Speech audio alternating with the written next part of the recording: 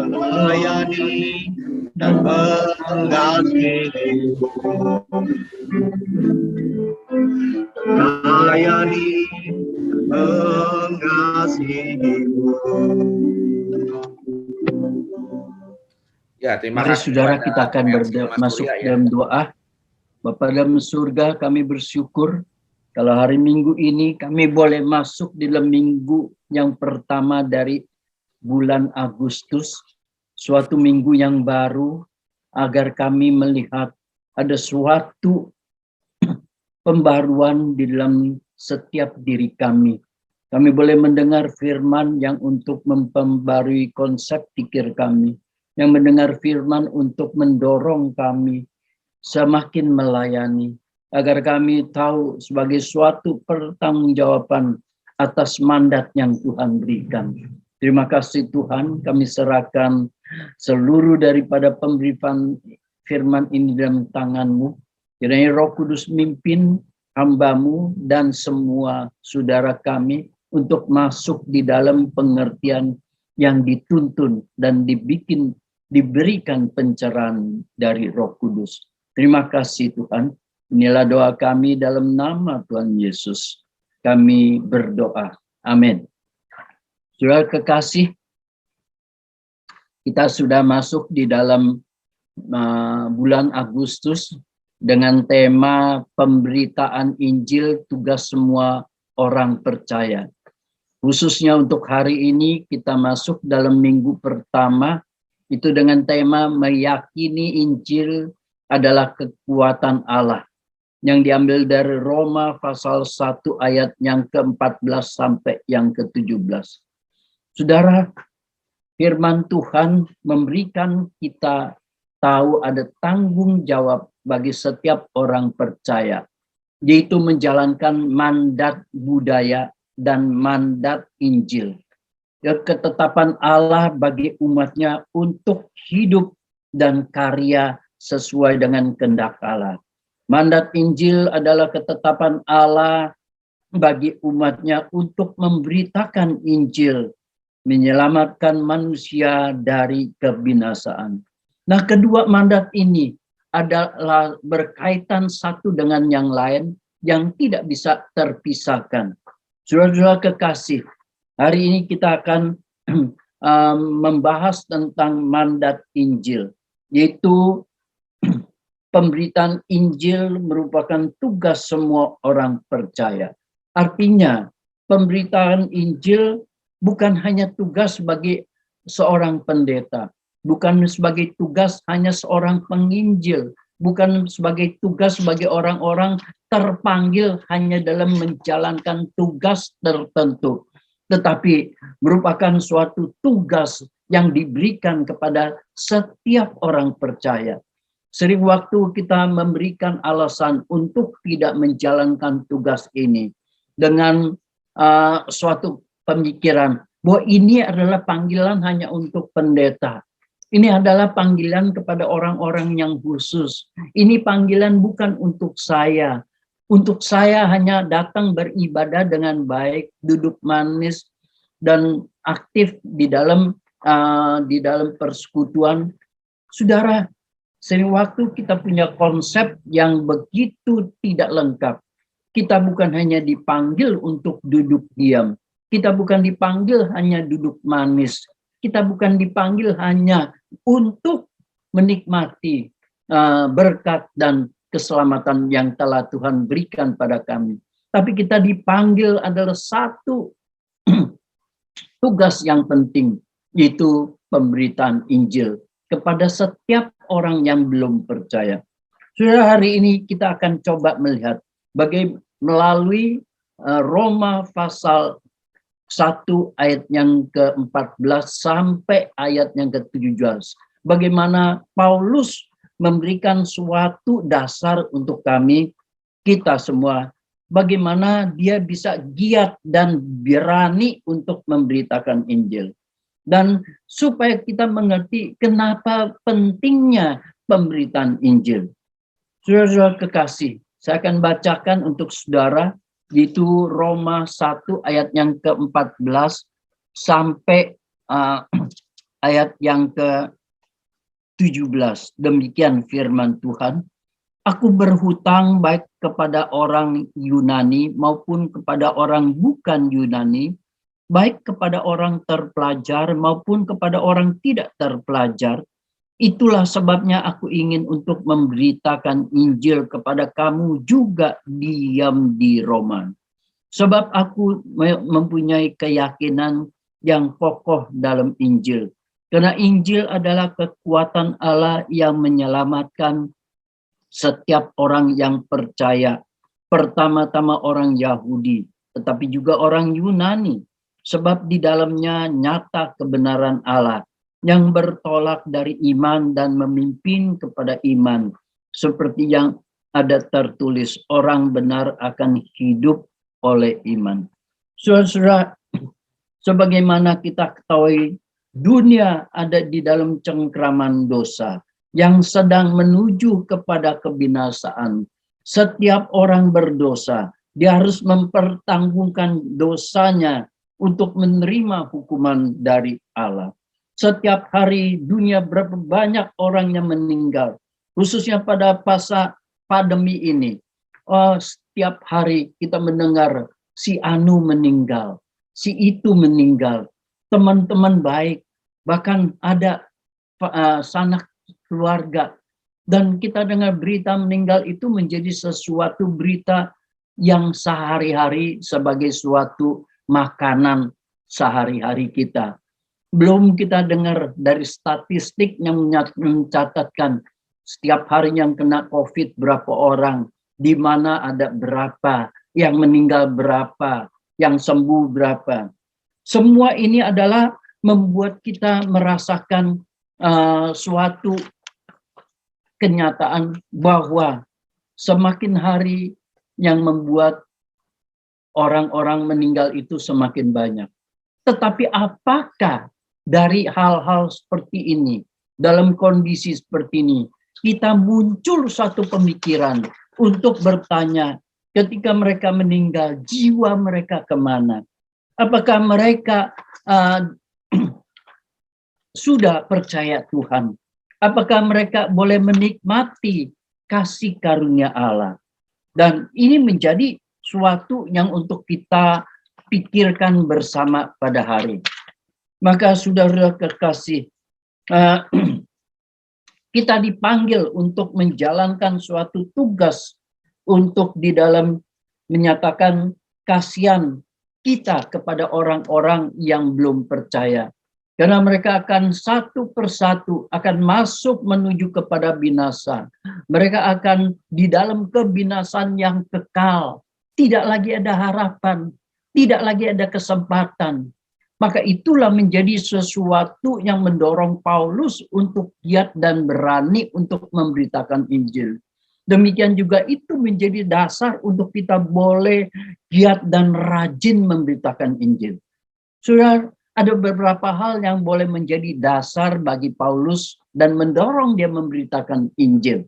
Yaitu pertama, merasa berhutang jika tidak memberitakan Injil.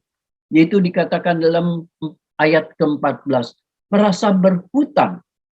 Arti berhutang di sini itu menggambarkan seumpama ketika seseorang ya dipercayakan suatu barang yang berharga untuk disampaikan kepada orang yang dituju.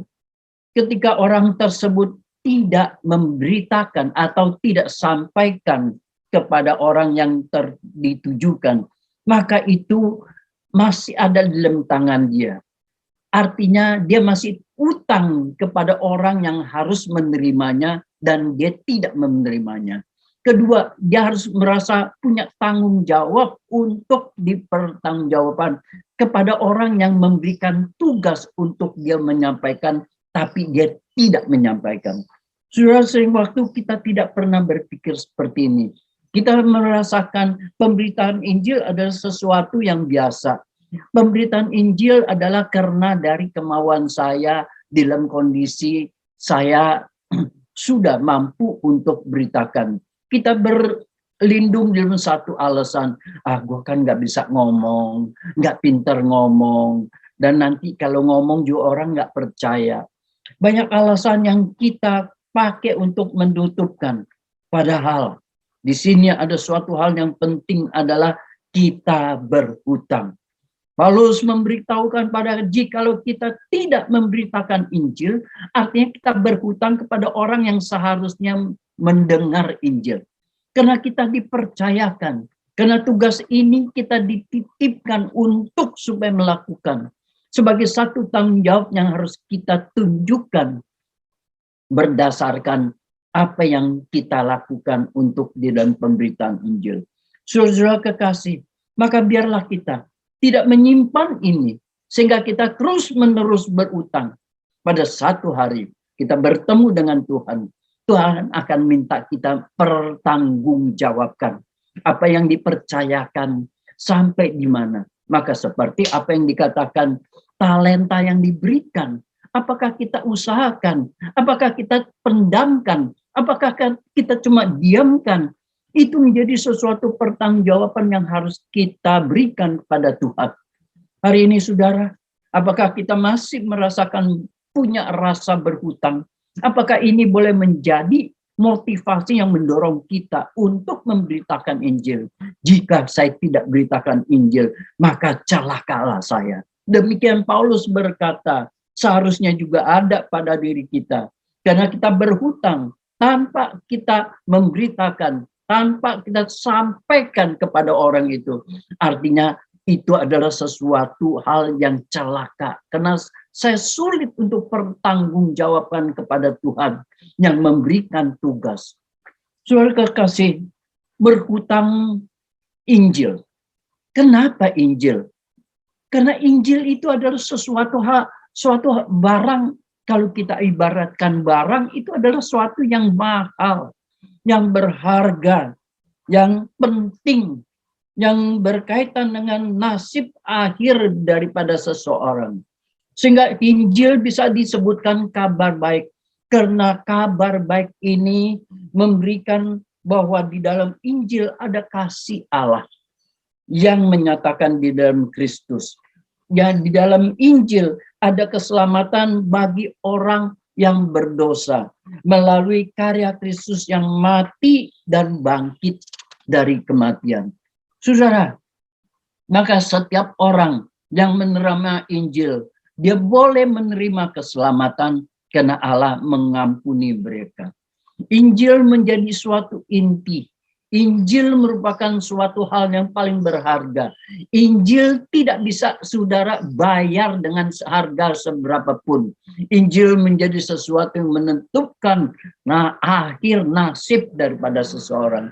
Betapa pentingnya ini yang dipercayakan, diberikan pada kita untuk sampaikan kepada orang. Saudara, sering waktu kita mengatakan, kalau orang itu tidak terima, nggak mau terima, saya rasa kecewa. Kalau orang itu nggak mau terima, saya menjadi malu. Belum lagi kalau saya diolok-olok, diejek orang, bukan hanya tidak terima, malah saya diolok, Allah percaya Tuhan lah, itu cuma bohong, ngapain lu percaya? Saudara, kita cuma disuruh menyampaikan. Yang kita sampaikan itu, dia terima, artinya saya sudah tidak berhutang. Tapi dia terima, dia tolak, saya sudah sampaikan, tapi dia tolak. Artinya tugas saya sudah selesai. Saudara, kita tidak mampu untuk bisa membuat orang bisa terima. Karena Injil ini hanya merupakan suatu karya Allah, bukan kemampuan manusia. Maka itu adalah sesuatu di dalamnya ada cinta kasih Allah, di dalamnya ada pengampunan, di dalamnya ada sesuatu yang menjadi berkat besar.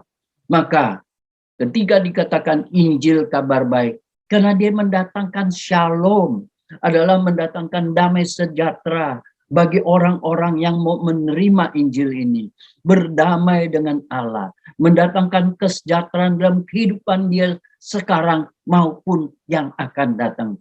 Saudara, begitu pentingnya Injil ini yang dipercayakan dalam tangan saudara untuk dibawakan kepada setiap orang yang belum percaya. Mereka yang belum percaya adalah bagian tanggung jawab kita untuk kita berikan, untuk kita sampaikan, untuk kita berikan mereka untuk mereka bisa mengerti bahwa kabar baik ini sudah disediakan bagi mereka.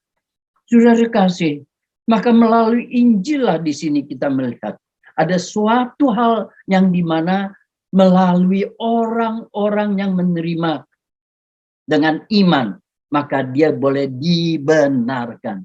Saudara, sepanjang daripada kitab Roma dikatakan dibenarkan karena iman itu menjadi sesuatu tema yang besar. Maka hanya melalui Injil orang bisa mengenal dan beriman kepada Kristus. Maka kepada Kristus itu, maka di situ dia mendapatkan sesuatu kebenaran yang dibenarkan. Betapa pentingnya saudara. Yang kedua, maka Paulus mengatakan, bukan hanya merasa berhutang, maka membuat dorongan untuk dia memberitakan Injil. Yang kedua adalah karena merasa yakin kepada Injil. Artinya apa? Yakin. Yakin ini bukan sekedar percaya, yaitu mengakui, oh betul. Yakin ini bukan hanya sekedar untuk setuju. Yakin ini bukan lebih daripada setuju dan menerima apa yang dikatakan. Tetapi yakin ini adalah sesuatu ketegasan dari kepercayaan yang sangat dan yang sungguh. Saudara, Paulus bisa mengatakan yakin bahwa Injil itu adalah kekuatan Allah. Artinya Injil itu diberikan bukan hanya sia-sia dengan kata-kata yang disampaikan, tetapi adalah satu kuasa, yaitu kuasa Roh Kudus yang bekerja melalui kata-kata yang disampaikan.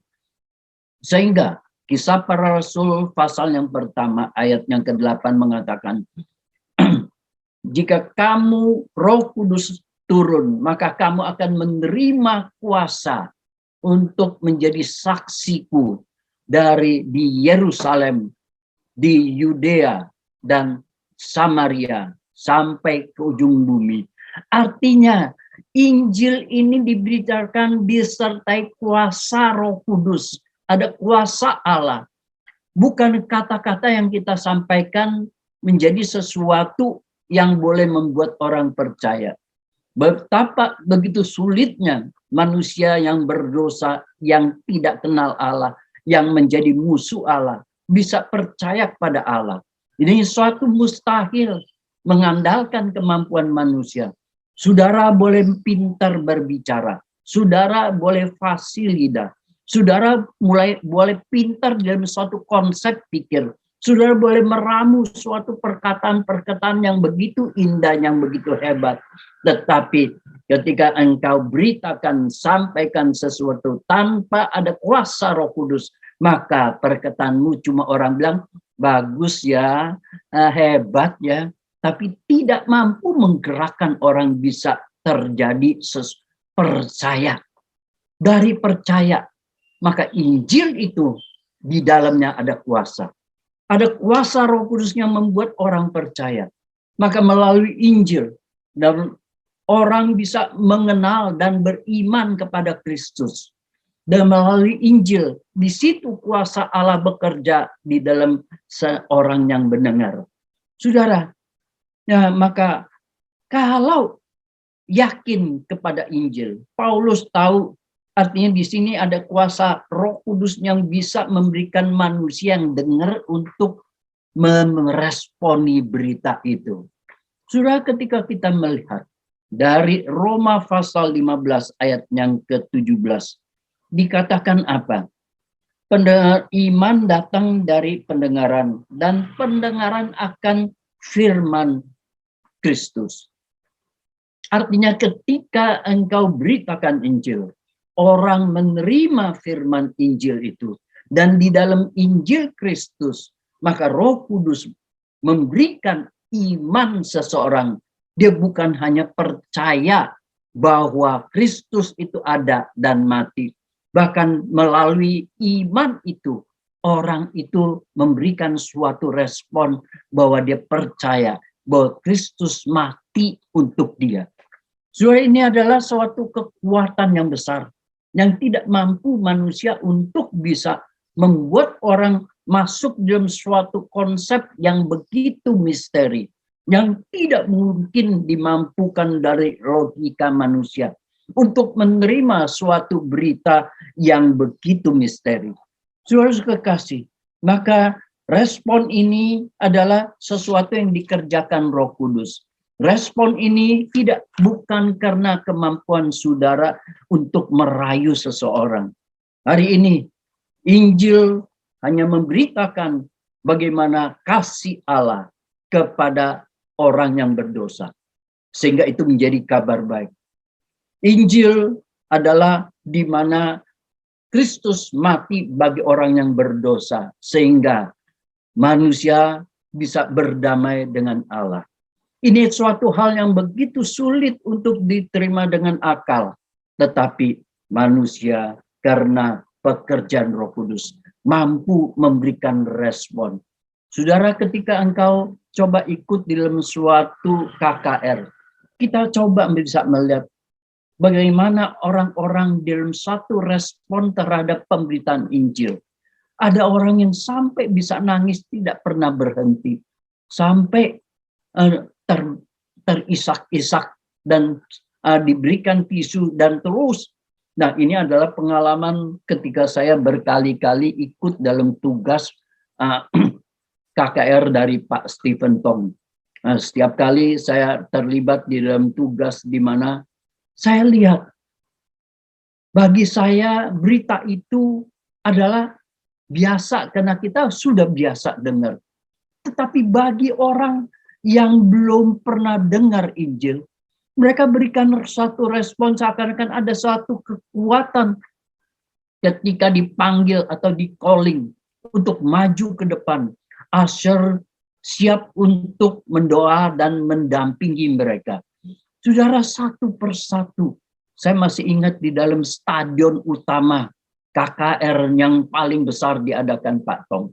Maka satu-satu turun dari tempat yang stadion yang begitu tinggi, turun sampai maju ke panggung di mana panggilan itu. Ada orang terus menangis yang tidak pernah berhenti. Ada orang yang terus merasakan kenapa seakan-akan memberikan suatu ekspresi merasa menyesal. Ini bukan pekerjaan Pak Tong. Ini bukan karena pintar bahasanya Pak Tong. Ini bukan karena kemampuan dari suasana yang diciptakan oleh pujian. Tetapi Roh Kudus bekerja. Maka itu kuasa Injil. Yaitu dinyatakan melalui Roh Kudus bekerja. Bukan karena fasilida. Bukan karena kemampuan kita untuk berbicara. Kemampuan kita berbicara mungkin harus dengan satu fakta yang kita tunjukkan, seperti seorang sales ketika dia datang menawarkan sesuatu barang. Ada satu barang yang harus dia tunjukkan, harus ada barang yang dia demonstrasikan manfaat daripada apa yang dia tawarkan.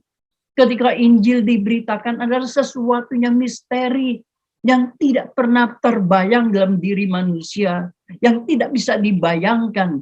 Tetapi itulah pekerjaan Roh Kudus yang membuat orang bisa menerima. Di sana mereka melihat kasih Allah. Mereka tergerak bahwa tahu mereka adalah orang berdosa. Melalui Kristus mereka boleh mendapatkan keselamatan. Mereka boleh mendapatkan pengampunan. Setelah itu mereka merasa begitu damai setelah mereka keluar daripada KKR itu. Saudara kekasih, di sini Paulus meyakini bukan kepada dirinya, sekalipun dia banyak belajar sebagai seorang teolog. Dia belajar di bawah seorang yang namanya Gamaliel. Dia belajar banyak segala filsafat, tetapi Dia sadar bukan dirinya yang mampu untuk membuat orang percaya, sehingga orang beriman untuk bisa diselamatkan.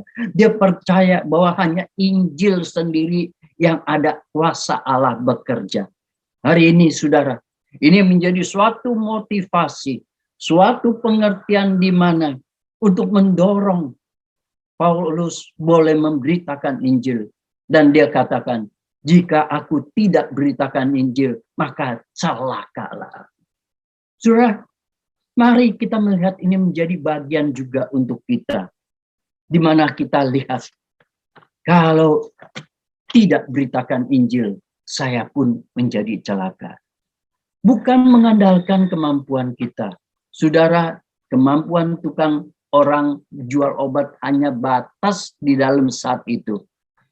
Kemampuan seorang sales cuma hanya orang bilang pintar dia ngomong, tetapi tidak mampu untuk membawa orang terjadi suatu perubahan. Saudara, berikutnya saya mau mengajak kita melihat kenapa pentingnya Injil, dan Injil itu menjadi kekuatan Allah. Artinya dalam Injil ada kebenaran Allah. Saudara, kebenaran Allah adalah ketika orang percaya, waktu mendengar Injil, dia mulai beriman, maka di dalam imannya orang itu dibenarkan. Karena di dalam iman kepada Kristus, orang itu disatukan di dalam kematian Kristus, di mana orang berdosa turut hukuman di atas hukuman Kristus, dan dia dosanya sudah diselesaikan. Dosanya diumumkan bahwa orang ini sudah benar, maka dibenarkan. Saudara, ini menjadi sesuatu hal yang begitu penting. Jika kita cuma percaya Yesus tanpa kita memiliki suatu status dibenarkan. Artinya apa? Kita tetap ada di dalam dosa. Kalau itu tidak melalui iman kita disatukan dalam kematian Kristus, artinya apa?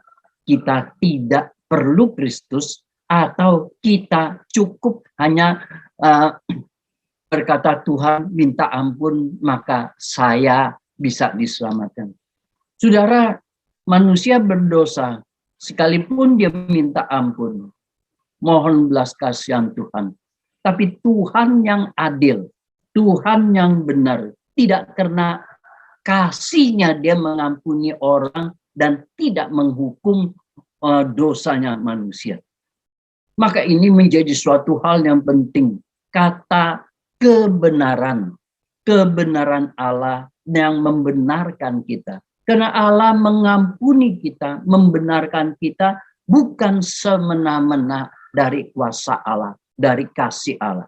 Tapi Allah mengampuni kita, membenarkan kita berdasarkan kebenaran, di mana Allah menghukum dosa, tapi menyelamatkan orang berdosa. Betapa sulitnya, saudara, engkau dan saya hari ini sebagai orang berdosa. Allah menghukum dosa melalui iman kita disatukan dalam kematian Kristus.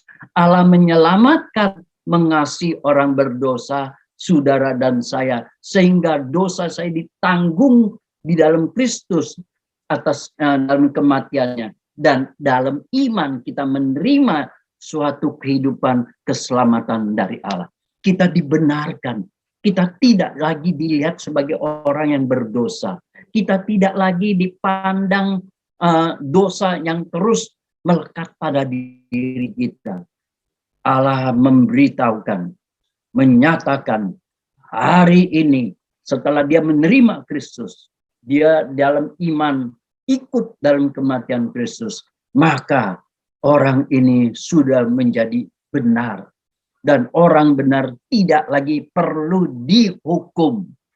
Saudara, betapa perlunya pemberitaan Injil. Karena ada satu kebenaran Allah yang dinyatakan melalui Injil kepada orang yang berdosa. Saudara dan saya, engkau adalah seperti kita semua mengalami seperti apa yang Paulus mengalami. Mari Berikutnya, Injil adalah kuasa Allah untuk mengubah orang. Saudara, maka ketika kita melihat dari Roma pasal yang ke-6 ayat ke-4. Dengan demikian kita telah dikuburkan bersama dengan Dia oleh baptisan dalam kematian. Demikian juga kita akan hidup dalam hidup yang baru. Saudara, dunia dicengkram oleh dosa. Teknologi tidak mampu menyelesaikan dosa. Bahkan melalui teknologi, dosa semakin canggih. Kejahatan tidak bisa diselesaikan oleh ajaran agama, oleh ajaran dari etika dan budi pekerti. Karena kejahatan adalah melekat dengan dosa. Saudara, hari ini kita lihat dunia yang penuh dengan kejahatan. Saudara pikir teknologi akan membuat kita bisa selesaikan dosa? Tidak. Semakin manusia yang berdosa berkembang di dalam teknologi, maka teknologi itu akan memberikan suatu sisi kemajuan kebaikan untuk manusia di dalam kehidupan sehari-hari. Tapi satu sisi teknologi ini pun bisa dipakai menjadi suatu cara kejahatan yang lebih canggih. Maka selama ini COVID, dua negara besar ini saling tuduh. Dua-duanya punya kemampuan untuk mengembangkan virus. Maka harusnya pengembangan virus dan mengerti bagaimana mengatasi virus, harusnya itu menjadi suatu hal yang baik untuk bisa mendapatkan vaksinasi. Tetapi jika virus dengan teknologi untuk direkayasa, untuk menjadi suatu alat perang untuk memusnahkan manusia, bukankah teknologi ini akan menjadi begitu lebih bahaya, begitu munculnya kejahatan yang lebih canggih? Hari ini kita hidup di tengah dunia yang seperti itu. Di fakta di depan kita, kita lihat hari-hari, itulah yang menjadi kejadian yang kita terima. Sehingga dua negara besar ini, yang satu nudingin satu, yang satu bilang tidak, ini dari kamu. Dan ini terus kenapa? Karena dua-duanya punya kemampuan dalam pengembangan teknologi. Hari ini, saudara, tidak ada jalan keluar yang lain. Dosa hanya bisa diselesaikan oleh Injil. Karena melalui Injil, orang beriman, dia percaya pada Kristus, maka dia disatukan melalui baptisan. Satu di dalam kematiannya, dan satu di dalam kebangkitan Kristus. Puji Tuhan, saudara, Paulus memberikan suatu pengertian untuk kita. Maka baptisan adalah suatu sikap pernyataan iman seseorang. Maka saudara, kenapa gereja selalu bilang udah percaya, betul engkau beriman kepada Kristus, mari kita coba kamu berikan diri untuk dibaptis. Sejak dari Petrus melayani dalam Kisah Para Rasul pasal yang kedua, dan rasul-rasul melayani, bapak-bapak gereja, misionari-misionari melayani, kemanapun mereka memberitakan Injil, dan pada akhirnya untuk memanggil orang-orang percaya untuk memberikan diri dibaptis. Berikan dirimu untuk dibaptis sebagai suatu pernyataan iman bahwa saya sungguh percaya Kristus. Hari ini, saudara, begitu pentingnya baptis karena sebagai suatu tanda bahwa engkau beriman dan menyatakan iman saudara di hadapan umum. Kita juga baru bicara dengan Mercy bahwa apakah kita sudah mulai mau persiapkan ada baptisan? Jikalau memungkinkan, mungkin apakah akhir tahun ini kita akan adakan baptisan. Karena sudah 2 tahun kita nggak ada baptisan. Kemungkinan saudara, khususnya yang anak-anak yang di remaja, yang sudah ikuti seluruh daripada pembinaan iman, yang boleh coba melihat bagaimana imanmu yang ada hidup dalam dirimu, yang harus kita nyatakan melalui baptisan. Maka baptisan bukan seperti yang dikatakan dibaptis orang sakit bisa sembuh. Tidak. Dibaptisan adalah sesuatu yang paling penting adalah pernyataan iman kita. Bahwa saya percaya pada Kristus, maka saya ikut di dalam kematiannya dan saya ikut di dalam kebangkitannya. Hanya melalui pemberitaan Injil orang bisa beriman.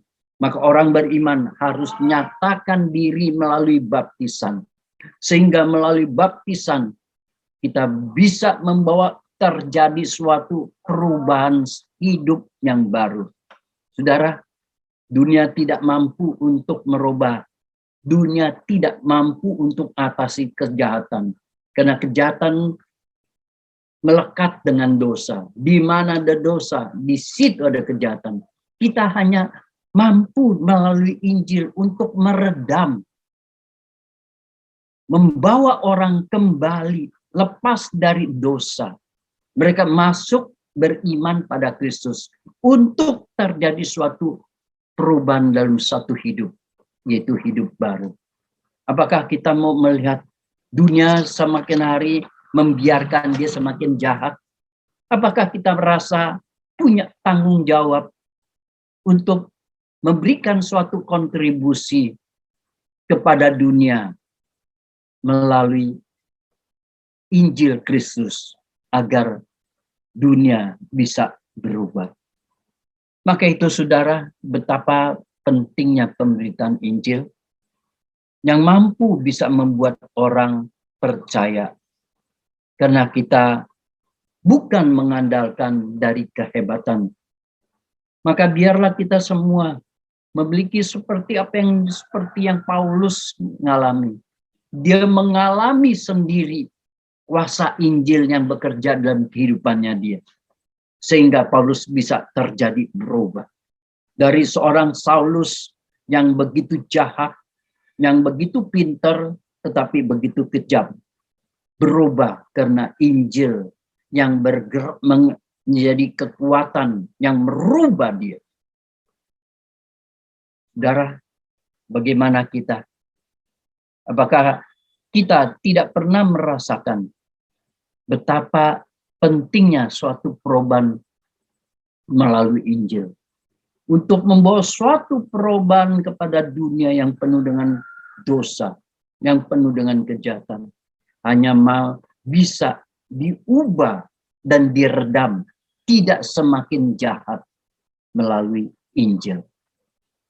Apakah saudara setiap hari mendengarkan berita-berita kematian, saudara ada berpikir kemana jiwa mereka pergi?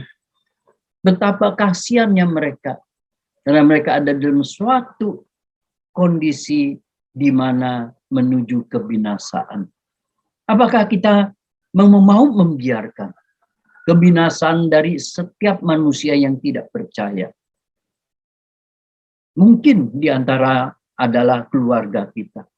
Mungkin di antaranya ada teman-teman sahabat kita. Mari, dalam hati perasaan yang kita rasakan, apakah saudara memiliki suatu greget untuk memberitakan Injil? Yang boleh seperti Paulus, dengan penuh kasih, dengan giat dan berani beritakan Injil. Ingat, kita hanya diberikan untuk tanggung jawab menyampaikan. Ketika kita sampaikan, orang itu tolak, tanggung jawab kita sudah selesai. Kalau dia terima, artinya itulah Tuhan mau dia untuk menjadi bagian daripada di dalam komunitasnya.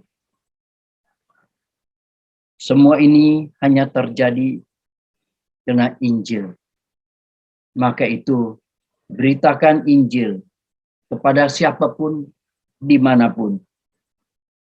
Hanya bersandar atas kuasa Roh Kudus. Mohonlah kepada Roh Kudus dan katakan, berikan aku mampu, berikan aku kuasa di dalam memberitakan Injil. Sehingga mulai hari ini, saya berani, saya mau, saya tahu bahwa Injil sendiri ada kuasa di mana Allah bekerja. Bukan saya. Bersyukur atas mandat ini yang diberikan kepada kita, kepada saudara, kepada saya. Artinya, kita dipakai oleh Allah menjadi mitra kawan sekerja Allah dalam penginjilan untuk menyelamatkan orang-orang berdosa.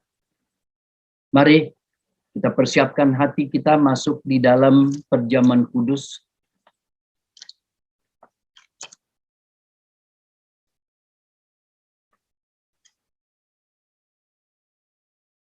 Saudara,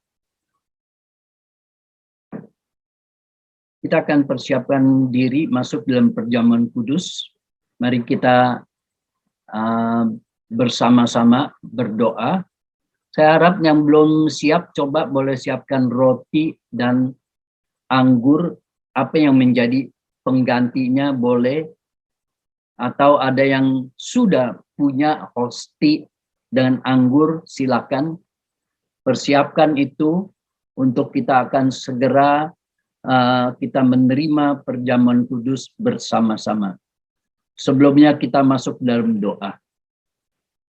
Bapa dalam surga, ketika kami mendengar firman-Mu, kami sadar sering waktu kami tidak bertanggung jawab atas kepercayaan tugas yang Tuhan berikan.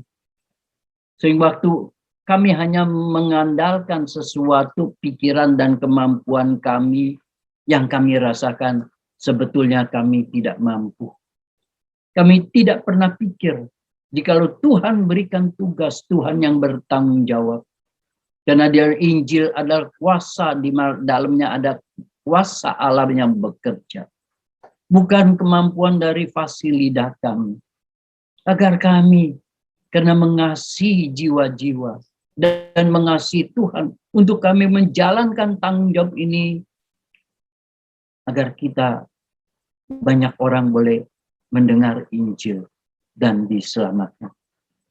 Terima kasih untuk perjamuan kudus yang tersedia untuk boleh kembali menyegarkan iman kami, untuk melihat kasih Allah yang begitu besar, yang rela berkorban untuk kami, agar kami berani juga berkorban, memberitakan Injil kepada orang untuk menjalankan tanggung jawab kita kepada Tuhan. Persiapkan hati kami, layakkan kami. Jika ada antara kami yang tidak layak, ada hal-hal yang perlu diselesaikan, ada perlu yang diampuni, Tuhan ampuni. Agar kami di dalam persekutuan ini, bersama-sama kami menerima perjamuan untuk memberikan kekuatan, kesadaran, untuk kami boleh menjalankan mandat Injil yang dipercayakan. Terima kasih Tuhan. Inilah doa kami dalam nama Yesus. Amin. Saudara kekasih, saya akan mengajak kita untuk mengantar kita masuk dalam perjamuan melalui suatu pembacaan dari satu nats dari 1 Korintus pasal yang ke-11 dari ayat yang ke-23 sampai ayat yang ke-30. Sebab apa yang telah aku teruskan kepadamu telah aku terima dari Tuhan, yaitu bahwa Tuhan Yesus pada malam waktu ia diserahkan, mengambil roti dan sesudah itu ia mengucapkan syukur atasnya. Dia memecah-mecahkannya dan berkata, inilah tubuhku yang diserahkan bagi kamu. Berbuatlah ini menjadi peringatan akan aku. Demikian juga ia mengambil cawan sesudah makan. Lalu berkata, cawan ini adalah perjanjian baru yang dimeteraikan oleh darahku. Perbuatlah ini setiap kali kamu meminumnya menjadi peringatan akan aku. Sebab setiap kali kamu makan roti ini dan minum cawan ini, kamu memberitakan kematian Tuhan sampai ia datang. Jadi barang siapa dengan cara yang tidak layak makan roti dan minum cawan Tuhan, ia berdosa terhadap tubuhnya dan darah Tuhan. Karena itu hendaklah tiap-tiap orang menguji dirinya sendiri. Dan baru sesudah itu ia makan roti dan minum dari cawan itu.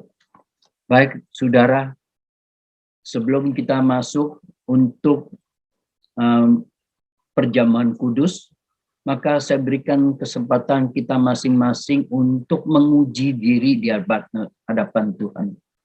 Adakah hal-hal yang sepekan ini atau selama ini yang kita perbuat yang sungguh menyakiti hati Tuhan atau menyakiti hati sesama?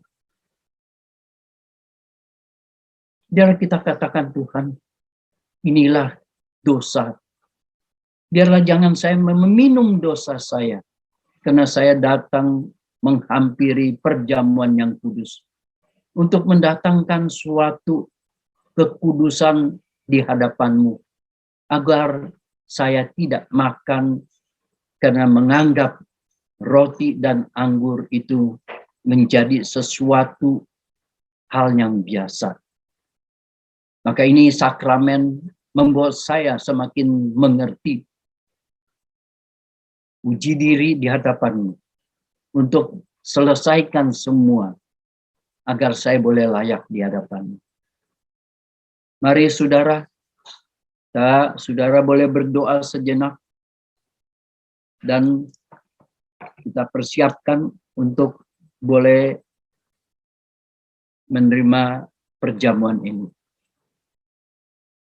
Saudara, Bapa dalam surga, layakkan kami, ampuni dosa kami, jika ada hal yang tidak berkenan, biarlah kami boleh dalam persekutuan ini menikmati perjamuan di dalam persekutuan Kristus dan sesama. Agar kami sungguh menikmati, menjadi sesuatu kekuatan bagi kami untuk menjalankan tugas dan perubahan demi perubahan dalam kehidupan kami. Terima kasih Tuhan. Dalam nama Yesus kami berdoa. Mari kita angkat roti. Dikatakan, sebab apa yang telah kuteruskan kepadamu telah kuterima dari Tuhan, yaitu bahwa Tuhan Yesus pada malam waktu ia diserahkan, mengambil roti dan sesudah itu dia mengucapkan syukur atasnya. Dia memecahkannya dan berkata, inilah tubuhku yang diserahkan bagi kamu. Perbuatlah ini menjadi peringatan akan aku. Mari saudara, kita peringati roti sebagai lambang tubuh Kristus.